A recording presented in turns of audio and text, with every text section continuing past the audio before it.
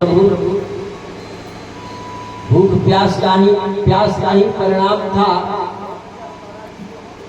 कि हमसे एक ब्राह्मण का अपमान हो गया, एक संत का अपमान हो गया। महाराज, मैं तो आपके मुख से निःसरित भगवत कथा अमृत का पान कर रहा हूँ, तो महाराज जिसको अमृत का पान करने को मिलेगा वो सादा जल क्यों पिएगा? जिसको रसगुल्ला खाने को मिल रहा हो वह गुड़ खाकर मुंह चटकना क्यों करेगा? महाराज, हम तो आपके मुख से जो है ना भगवतामृत का पान कर रहे हैं, इसलिए प्रभु हमें न भूख लग रही है न हमें प्यास लग रही है। बस प्यास ये है कि भगवान की चर्चा का थोड़ा सा विस्तार से आप हमें सुनाइए। आप तो भवरोग को मिटाने की मीठी दवाई हमें पिला रहे हैं, हमारा रोग घट रहा है, हमें भूख प्यास नहीं लग रही है।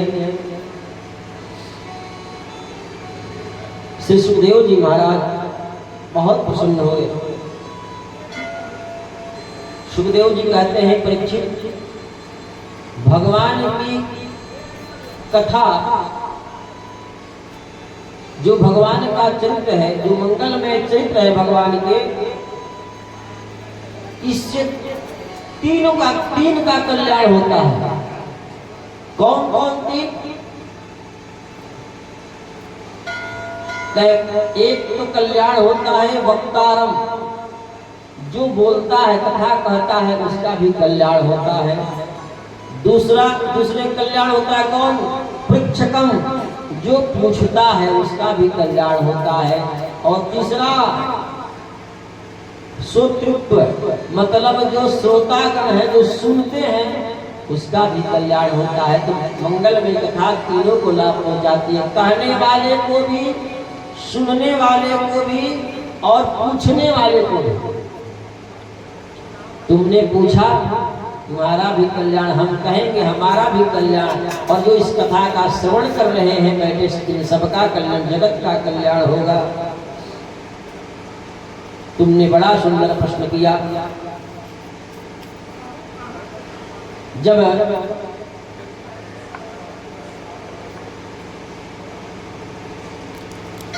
कंस का अत्याचार बढ़ गया,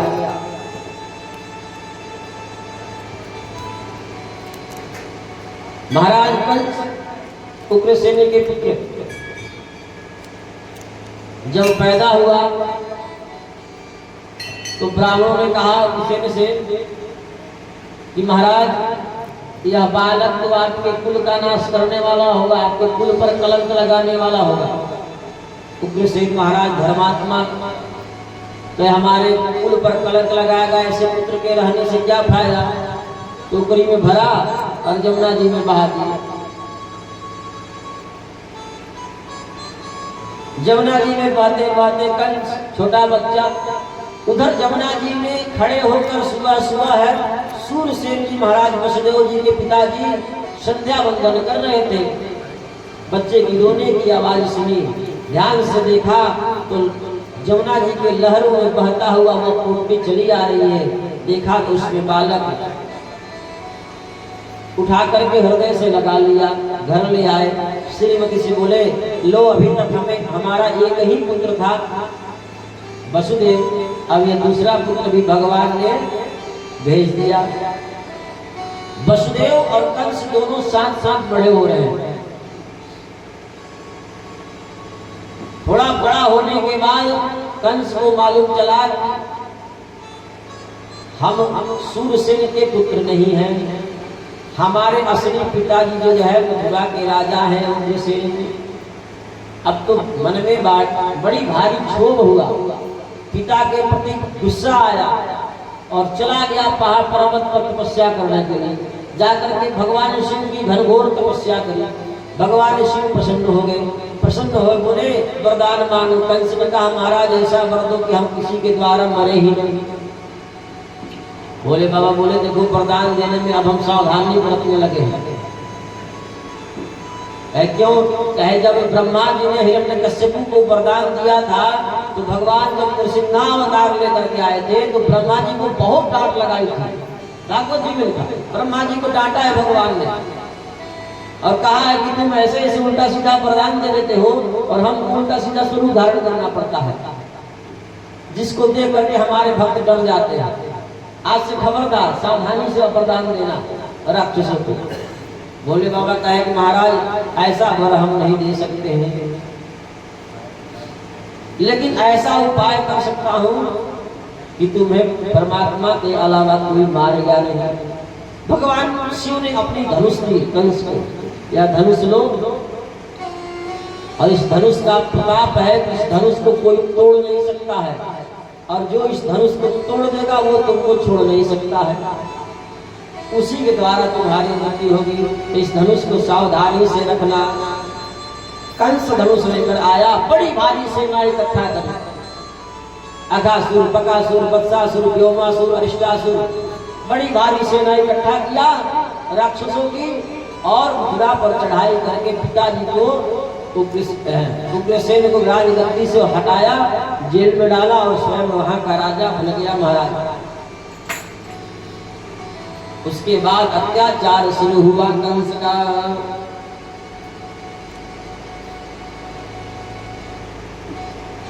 जहां यज्ञ हो आदेश था, प्रारंभ मत होने दो, विनष्ट कर दो।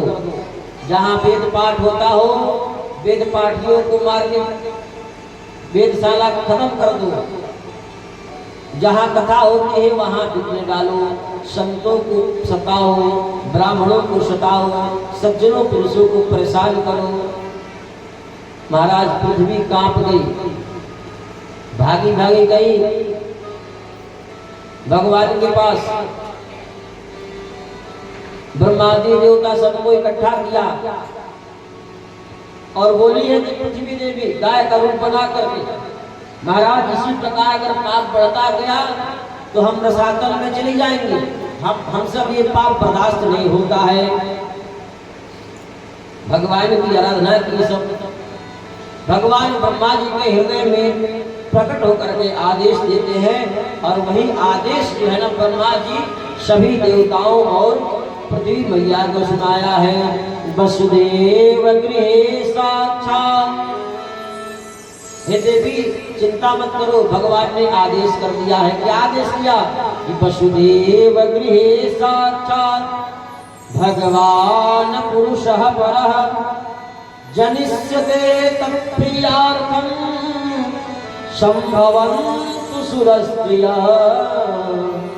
भगवान वासुदेव का प्राकट्य वसुदेव के घर में बहुत जल्दी होने वाला है।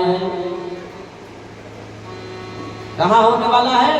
वसुदेव जी के घर में। वसुदेव गृहे साक्षात्। लोगों ने शंका करी, महाराज भगवान का जन्म तो कंस मामा के जेल में हुआ था और आप कह रहे हैं कि वसुदेव जी के घर में होगा। दोनों बात मिल नहीं खा रही थी। जब वसुदेव जी के घर में नहीं हुआ तो फिर गृह कहने का क्या मतलब है?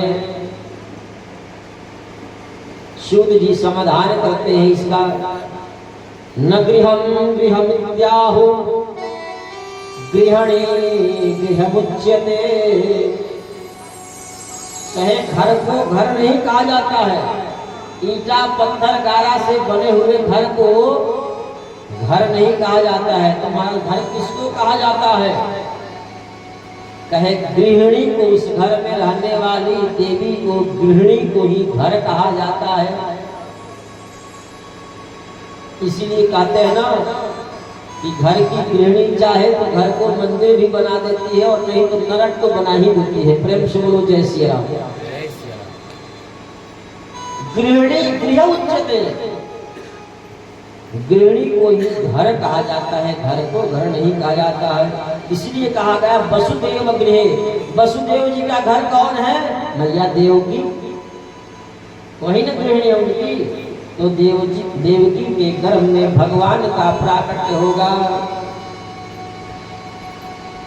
भगवान प्रकट होने वाले हैं। इसलिए तुम लोग, ब्रह्मा जी ने देवताओं को भी आदेश दिया कि तुम लोग भी जल्दी जल्दी जाओ, मथुरा में भगवान आने वाले हैं। तो भगवान की सेवा के लिए जैसे प्रधानमंत्री कहीं जाते हैं तो प्रधानमंत्री के आने से पहले उनका सचिव वगैरह जो है ना, सुरक्षा वगैरह सब कुछ पहले आ जाता है, सब कुछ व्यवस्था देखता है, कहीं कुछ खतरा तो नहीं है, सब चीज व्यवस्थित ढंग से तो है, नहीं तो पता लगा कुछ उल्टा सीधा दिख जाए, महाराज को गुस्सा ना आ जाए। ब्रह्मा जी ने कहा कि भगवान पहुंचे उसके पहले आप लोग अपने अपने स्वरूप धारण करके मथुरा में प्रवेश करिए और अकेले मत जाना, अपनी अपनी देवियों को भी साथ में ले जाना, भगवान की सेवा में उनको भी लेके जाना। क्यों भाई? क्योंकि भगवान भी अपनी आह्लादनी शक्ति श्री राधा रानी जी को वृषभानुनंदिनी बना करके बरसाना में भेजने वाले हैं। तो कुछ लोग अपनी देवियों को बरसाना भेज देना ताकि वो राधा रानी सरकार की पूजा करें। जनिष्यते तत्प्रियार्थम, स्पष्ट जनिष्यते तत्प्रियार्थम, तत्प्रिया अर्थात राधा रानी। भगवान अवतार तो ले ही रहे हैं, लेकिन उनके साथ साथ उनकी तत्प्रिया आह्लादनी शक्ति श्री राधा रानी भी बरसाने में अवतार ग्रहण कर रही हैं। इसलिए तुम लोग अपनी देवियों को लेकर के उनकी रक्षा करने के लिए चले जाओ। देवता और देवी लोग सब लोग आनंद से विमुग्ध हो गए महाराज, और विविध रूपों को धारण करके मथुरा मंडल में देवताओं ने भी अवतार ग्रहण कर लिया।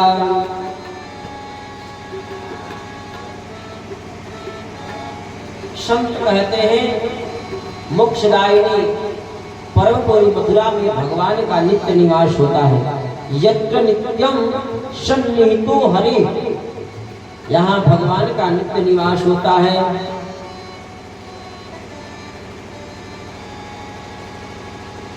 महाराज आज कंस बाहर से कहीं आ रहा था, अपने महल में प्रवेश किया, सामने से चाचा की लड़की जो है छोटी बहन देवकी दिखाई पड़ी। देवकी को देख करके कंस के मन में विचार आया कि मेरी बहन अब शादी के योग्य हो गई है, इसका विवाह संस्कार कराना हमारा कर्तव्य बनता है, इसका संबंध किया जाए। किससे करें? तो बचपन का मित्र वसुदेव जी की याद आई कि वसुदेव बड़ा धर्मात्मा है, बड़ा सत्यवादी है, बड़ा विद्वान है, कभी झूठ नहीं बोलते। कंस भी जानता था वसुदेव जी कभी झूठ नहीं बोलते हैं। हम अपनी बहन का विवाह वसुदेव से करेंगे। जाकर के विवाह तय कराया और गाजे बाजे के साथ धूमधाम से बारात लेकर वसुदेव जी मथुरा को पधारे हैं। हर्षोल्लास से कंस ने देवकी और वसुदेव का विवाह संपन्न कराया। सारी प्रजा देख करके गदगद हो रही है। अभी तक कंस के जो है ना दुष्ट के स्वरूप का दर्शन किया था प्रजा ने, आज इस स्वरूप को देख करके प्रजा का मंतव्य बदल गया। अरे हमारे महाराज तो बड़े दयालु हैं, हम लोग तो इनको जो है ना यूं ही न जाने क्या क्या समझ बैठे थे। लेकिन देखो अपनी छोटी बहन, सगी बहन भी नहीं है, चाचा की बिटिया है, लेकिन उसकी भी शादी कितने धूमधाम से और हर्षोल्लास के साथ करा रहे थे। धन्य है हमारे महाराज। प्रजा सब भावुक हो रही है। विदाई का समय आया।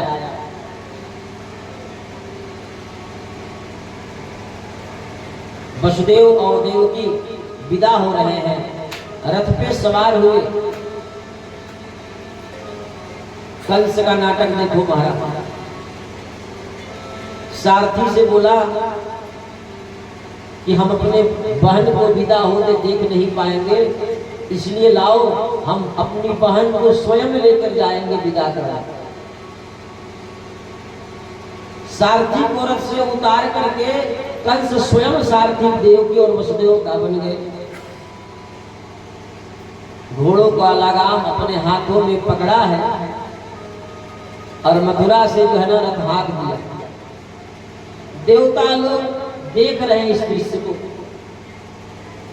कि महाराज कितनी दयालुता, इतना कृपालुता अगर कंस दिखलाएगा तो भगवान को अवतार लेने में और ज्यादा समय लगेगा। यह ठीक नहीं है, इसलिए इसका असली चेहरा अब सामने प्रकट करना चाहिए। इसलिए देवताओं ने आकाशवाणी कर दी, अस्यास्त्वामष्टमो गर्भो हन्तायां वहसे बुध। देवता लोग आकाशवाणी किया, पथिक प्रग्रहेणं कंस, हे कंस, जिस देवकी को इतना प्यार से, इतना सम्मान से तुम विदा करने ले जा रहे हो, उसी देवकी का 8वां गर्भ तुम्हारा काल होगा। देवकी की 8वीं संपत्ति तुम्हारे मृत्यु का कारण बनेगा। महाराज जैसे ही सुना सारा प्रेम गायब हो गया। एक क्षण में तलवार खींच लिया और देवकी का केस पकड़ के देवकी के औरत से नीचे पटक दिया। भगनी हनुमारब्ध खड़ग पाणी कचग्रहित केस को पकड़ा है और तलवार निकाल करके नीचे खींच लिया है। सारी प्रजा समझ गई महाराज दुष्ट है, दुष्टे रहेगा। ये थोड़े देर के लिए नाटक किया था। नकली कितना भी असली बनने का प्रयास करे, जब मेकअप उतरता है ना तो अंदर से वो चेहरा दिखाई देने लगता है जो उसका वास्तविक चेहरा होता है। वसुदेव जी हैरान रह गए। कंस मारने के लिए प्रयत्नशील हुआ, वसुदेव जी ने हाथ पकड़ लिया। पति का धर्म होता है प्रत्येक परिस्थिति में अपनी पत्नी की रक्षा करना। वसुदेव जी ने कहा, सा कथम भगिनी हन्तम, हे कंस, इतने बुद्धिमान होकर के बहन की हत्या करने जा रहे, और वो बहन जो अभी तुरंत अभी तुमने कन्यादान किया है, और विवाह के समय स्त्रियां लक्ष्मी का स्वरूप होती है, कन्याओं लक्ष्मी का स्वरूप होती है, और लक्ष्मी स्वरूपा कन्या का बहन का तुम हत्या करने जा रहे हो। तुम कैसे वीर हो? अपने जीवन पर तुम कलंक क्यों लगा रहे हो? अरे जिस कन्या से, जिस लक्ष्मी से तुम्हें आशीर्वाद प्राप्त करना चाहिए, उसके ऊपर तुम खड़ग उठा करके अपने नाम के ऊपर कलंक लगाने जा रहे हो। सोचो, ऐसा तवानुजं बालः कृपणा पुत्रिकोपमा हन्तुर्ना हर्षि कल्याणम इमां त्वं दीनवत्सलः। अरे आज तो आपको दयालु होना चाहिए, इस बेचारी पर दया करो। देखो तुम्हारे क्रोध को देख करके कैसे थर थर कांप रही है। प्रेम से बोलो जय सिया राम। जय सिया। कंस ने कहा, आपने सुना नहीं? अभी आकाशवाणी हुई, तुमने सुना नहीं? देवताओं ने क्या कहा? यह हमारे काल को जन्म देगी। जन्म देने से पहले जो हमारे काल को जन्म देने वाली है, मैं उसे ही खत्म कर दूंगा। वसुदेव जी कहते हैं, कंस वह सब तो ठीक है, लेकिन क्या तुम्हें ये पता नहीं कि जीव के सगी बहन का नाम है मृत्यु। प्राणी जब जन्म लेता है तो साथ में मृत्यु भी, उसकी मृत्यु का भी जन्म हो जाता है। कब कहाँ कैसे मरना है यह निश्चित हो जाता है, सुनिश्चित हो जाता है उसी क्षण। कब मरना है यह भी निश्चित है, कैसे मरना है यह भी निश्चित है, और कहां पर मरना है यह भी निर्धारित है। वसुदेव जी कहते हैं, मृत्युर्जन्म बताओ वीर देहेन सहजायते अद्यवाद्य शतान्तर्वा मृत्युर्वै प्राणिनां ध्रुवम्। यह तो ध्रुव सत्य है कंस, प्रत्येक प्राणी की मृत्यु अटल है, कोई इसको टाल नहीं सकता है, इसलिए तुम्हारी भी मृत्यु जो निर्धारित है वो आएगी ही। कंस ने कहा ये सब बकवास हमें नहीं सुननी है हमारे, इन सब बकवासों से हमारे ऊपर फर्क पड़ने वाला नहीं है। वसुदेव जी ने अब विवेक से थोड़ा काम किया। कहे कंस,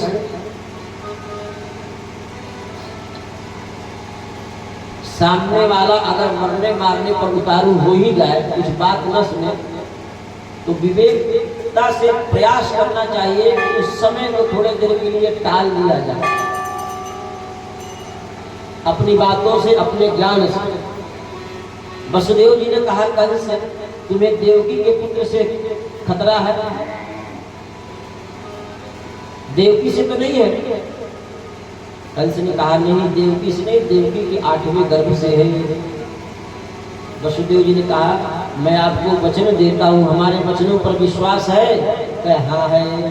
तो पुत्रान समर्पयिष्या, हे कंस मैं तुम्हें वचन देता हूँ कि देवकी के जितने भी पुत्र होंगे पैदा होते हुए मैं तुम्हें ला करके सौंप दूंगा, उसके बाद तुम्हारी जो इच्छा हो करना, सभी पुत्रों को सौंप दूंगा। तुम्हें पुत्रों से भय है, लेकिन देवकी को छोड़ दो, यह कलंक अपने माथे पर मत मढ़ो। कंस को बात समझ में आ गई। कहा कि वो सब तो ठीक है, मैं आपकी बात मानता हूं, लेकिन हमारी एक शर्त है। कहे कौन शर्त? कहे अब आपको हमारे जेल खाने में रहना पड़ेगा। देवकी की जितनी संतानें होंगी वो हमारे जेल खाने में ही होंगी। वसुदेव जी ने कहा मंजूर है। वसुदेव जी ने सोचा अभी जो समय उपस्थित हुआ है इसको कम से कम टाला जाए, आगे देखा जाएगा। विवेक से काम लिया है वसुदेव जी। प्रथम पुत्र की उत्पत्ति होती है। वसुदेव जी अपने वचन को मान रखते हुए लेकर के कंस के पास जाते हैं। कंस ने छोटे से बालक को देखा, उस सुकुमार बालक को देख करके कंस के मन में दया आ गई। बोला वसुदेव आपकी सत्यता पर तो हमें पहले भी विश्वास था, लेकिन आज आपने उसको और सुदृढ़ कर दिया। जाइए, इस छोटे से बालक को हमें क्या भय, हम और इस छोटे से बालक को मार कर मैं और पापी नहीं होना चाहता हूँ। मुझे तो 8वें से भय है, इससे कोई भय नहीं। ले जाइए। महाराज लौटा दिया। कंस के मंत्रियों ने समझाया है महाराज यह क्या कर रहे हैं, देवताओं की चाल को समझिए। देवता कब क्या कर देते हैं कुछ मालूम नहीं। अगर 8वें को पहले भेज दिए और पहले को 8वां कर दिए तो आप क्या करिएगा?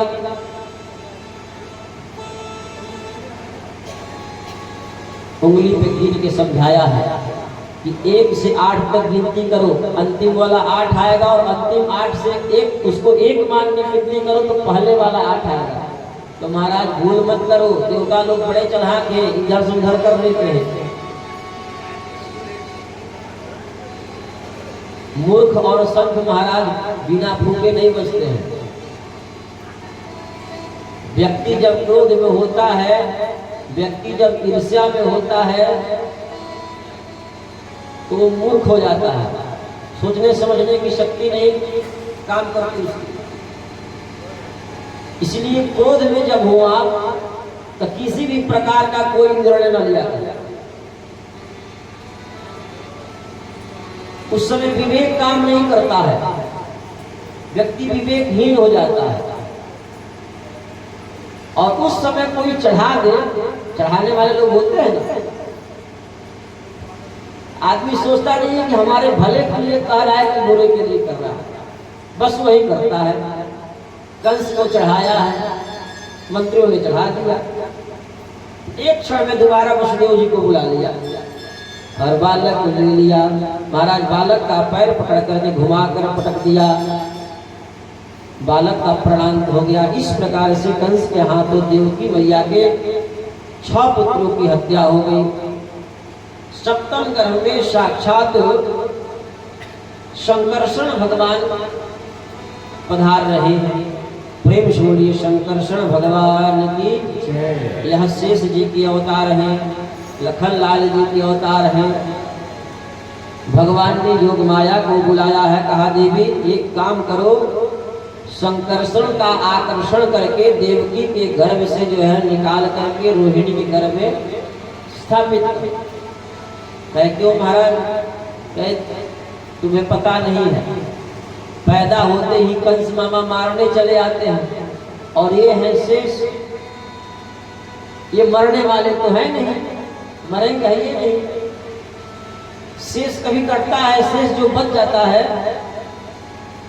भागा में जो शेष लास्ट में बचता है वो फिर कटता नहीं है। तो ये शेष है, ये कटने वाले नहीं है, मरने वाले नहीं है। और कंस इनको मारने आएगा जरूर, और कंस मारने आएगा तो कहीं इनको गुस्सा आ गया तो आज ही कंस का जय जय श्री राम हो जाएगा, कहीं उल्टा ना पड़ जाए दाव। इसलिए शंकरषण जी का आकर्षण करके आप गोकुल में जो मैया रोहिणी वसुदेव जी की दूसरी पत्नी है उनके गर्भ में स्थापित कर दो।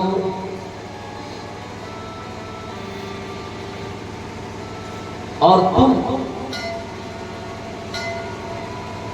यशोदा जी के पुत्री के रूप में अवतार लो, मैं देवकी के अष्टम पुत्र के रूप में अवतार लेकर आ रहा हूं। देवी ने कहा महाराज इसमें हमारा क्या फायदा होने वाला है, इतना सब कुछ हमसे काम करवा रहे हो, कुछ मेहनताना दोगे, कुछ पारितोष हमें भी प्राप्त होगा। भगवान ने कहा हमारा कार्य करने जा रही हो। भगवान का जो कार्य करता है महाराज उसके हाथ खाली नहीं होते हैं, वो निराश नहीं होता है, कुछ ना कुछ उसे प्राप्त होते ही रहते हैं। तुम्हें भी प्राप्त होगा। कंस तुम्हें साधारण कन्या समझकर तुम्हें मारने के लिए आएगा, तुम अष्टभुजी देवी का स्वरूप धारण करके प्रकट हो जाना। उसके बाद तुम देखना कलियुग में तुम्हारी कितनी पूजा होगी।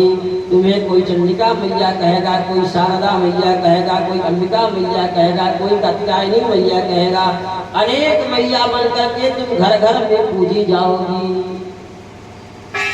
खूब पूजा होगी तुम्हारी, खूब जय जयकारा होगा तुम्हारा।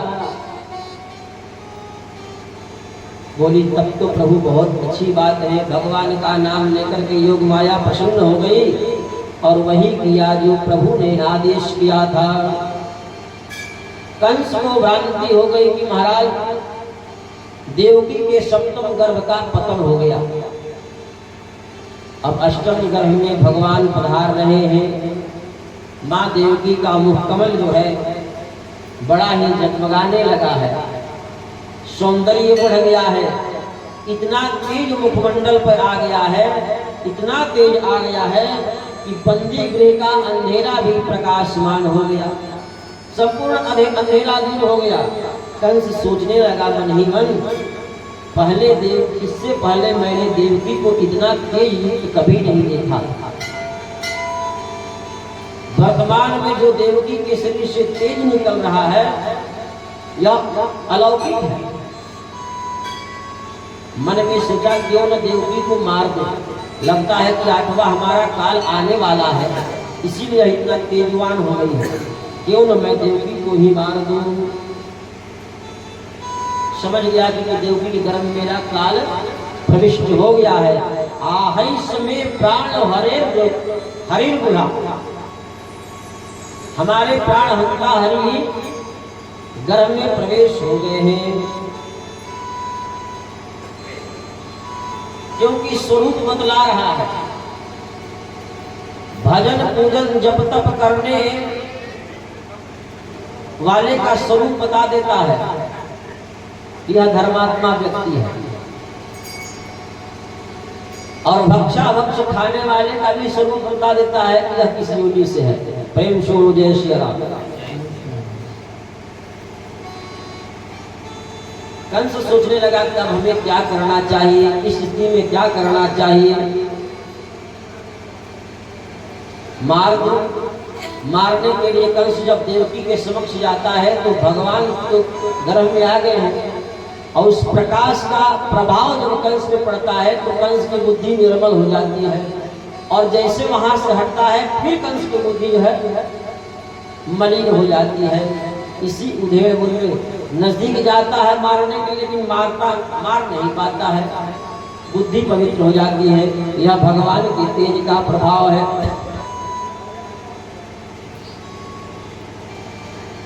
मन में विचार करने लगा। सुखदेव जी कहते हैं, परीक्षित,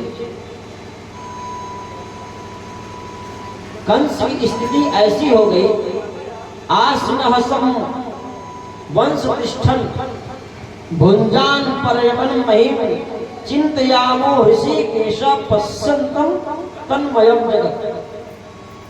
स्थिति ऐसी हो गई कंस की कि नित्य निरंतर उठते बैठते चलते खाते पीते सोते जागते 24 घंटे अब भगवान का ही ध्यान होने लगा है, अपने काल का ही ध्यान कर रहा है। देवताओं ने देखा है कि माँ देवकी के घर में मुरली मनोहर हमारे आ गए हैं। देवताओं ने सोचा चले भगवान का थोड़ा स्वागत करें, आइए हम लोग भी भगवान का 2 श्लोक से स्वागत करें। स्वागतम कृष्णा स्वागतम कृष्णा स्वागतम कृष्णा स्वागतम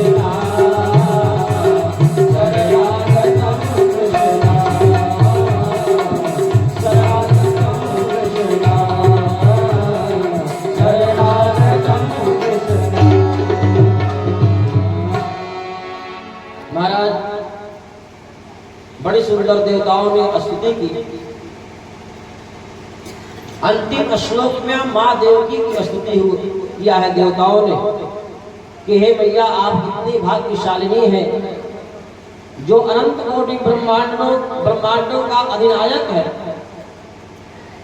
जिनके रोम रोम में करोड़ों करोड़ों ब्रह्मांड लटक रहे हैं, जो संपूर्ण ब्रह्मांड को अपने पेट में रखकर सोता है, वही परमात्मा, वही अखिलेश्वर आज आपके पेट में पधार रहे हैं।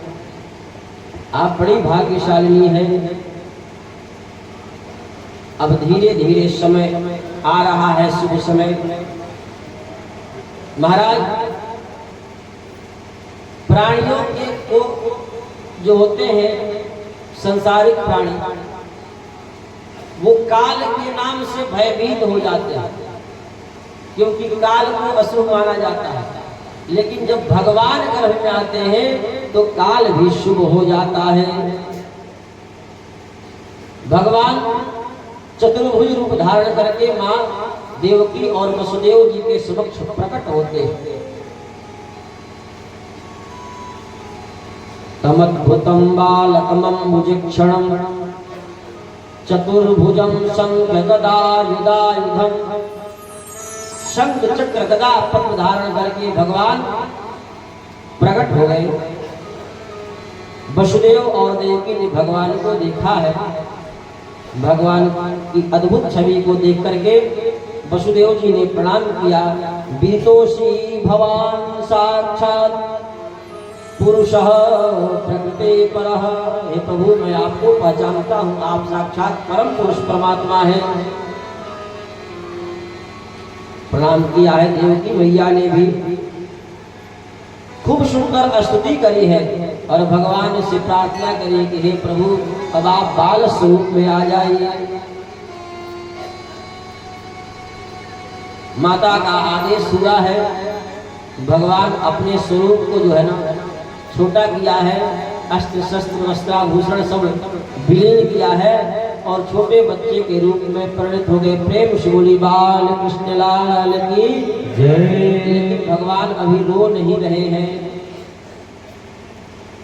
भगवान बिल्कुल रो नहीं रहे हैं। मैया देवकी भगवान को गोद में उठाया, दुग्ध पान कराया है, अपना मातृत्व, अपना स्नेह भगवान के ऊपर निछावर किया है। प्यार दुलार कर रही है। मन में भय भी है कि भैया कंस आएंगे और हमसे छीन कर लेकर चले जाएंगे। लेकिन भगवान ने पहले ही आदेश कर दिया है वसुदेव जी को कि देखो महाराज, कंस मामा जन्म लेते ही मारने चले आते हैं और आप सब कह रहे हो कि बालक बन जाओ। बालक तो बन जाऊंगा, लेकिन बालक बन जाऊंगा तो फिर आपको हमारी रक्षा करनी पड़ेगी। हम लोग भगवान की पूजा करते हैं। लोग कहते हैं ना कि जब परमात्मा मंदिर में बैठे तो ताला मारने की आवश्यकता क्या है? क्यों ताला मारते हैं? क्योंकि संत लोग परमात्मा को बाल स्वरूप में ही रखते हैं, बालक समझते हैं। और जो बालक, अगर भगवान भी बालक होते हैं ना, तो हमारा दायित्व बनता है उनकी सुरक्षा करना। वसुदेव जी से कहे कि आपको हमारी सुरक्षा करनी पड़ेगी। हम छोटे बन जाएंगे, उसके बाद आप जो है हमें यहाँ से ले करके और गोकुल चले जाइएगा। गोकुल नंद और यशोदा के घर में एक पुत्री ने जन्म लिया है, ले जाकर के आप हमें वहाँ रख दीजिएगा। तब तक हम वहाँ खूब जो है ना माखन मिश्री दूध मलाई खा करके थोड़े तगड़े हो जाएंगे, फिर आकर आपको बचाएंगे। वहाँ से कन्या को लाना सब समझा दिया भगवान ने। भगवान बालक रूप में आए और जैसे ही भगवान को उठाने के लिए जो है भगवान की ओर बढ़ने के लिए वसुदेव जी ने चरण बढ़ाया। वसुदेव जी के चरणों में लगा हुआ पेड़िया जो है अपने आप खुल गई। भगवान को उठाने के लिए हाथ बढ़ाया, हथकड़ी अपने आप खुल गई। भगवान को अपने सर पे टोकरी में रख के वसुदेव जी निकले। सारे द्वारपाल सो गए और एक एक करके संपूर्ण जो है ना जेल का दरवाजा अपने आप खुलते चले जा रहे हैं और वसुदेव